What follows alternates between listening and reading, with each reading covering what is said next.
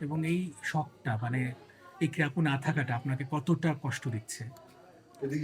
আমি পুরোপুরি স্পিচলেস হয়ে গেছি। কারণ জাস্ট ১৫ মিনিট আগে আমার সাথে খুবই নরমালি ক্যাজুয়ালি একটা কথা বলতেছিল। সেই মানুষটা ১৫ মিনিট পরে নাই হয়ে যায়। এটা আসলে মেনে নেওয়া খুবই কষ্টকর। আমার জীবনে এত বড় মানে অঘটন আমি কখনো পাইনি। আমি একদম স্পিচলেস হয়ে গেছি এবং আমার খুবই খারাপ অবস্থা। আমি আসলে মনে হচ্ছে ঘোরের মধ্যে চলে গেছি। আমি আসলে কোনো কিছু বুঝতে পারছি না যে আশেপাশে কি হচ্ছে।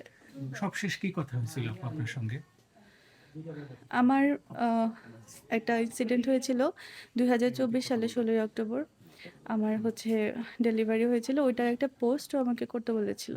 তো আমি ওর কথাটা মেনে আমি পোস্টটা করেছিলাম। ওটা নিয়ে কথা হচ্ছিল।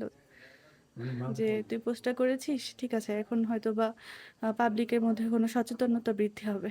এগুলো নিয়ে কথা হচ্ছিল। ক্যাজুয়াল কথাবার্তা।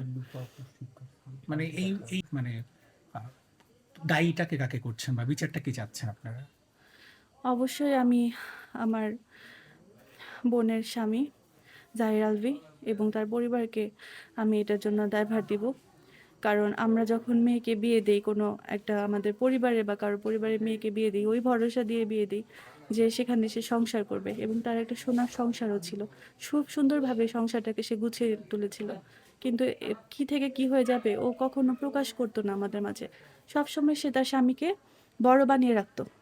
এটাই ছিল তার সবচেয়ে বড় ভুল এবং যার কারণে আজকে তাকে এই মাসুলটা দিতে হলো। যদি আমাদের সাথে সে একটু হলেও প্রকাশ করতো, আমরা কিছু না কিছু স্টেপ অবশ্যই নিতাম। আচ্ছা। একদম পিঠাপিঠি বোন আমরা, ৬ মাসের ছোট বড়। আমাদের এই বাড়িতে যে পরিমাণ স্মৃতি ছোটবেলার, ছোট থেকে বড় হওয়ার, এটা আসলে ভাষাতে প্রকাশ করতে পারবো না।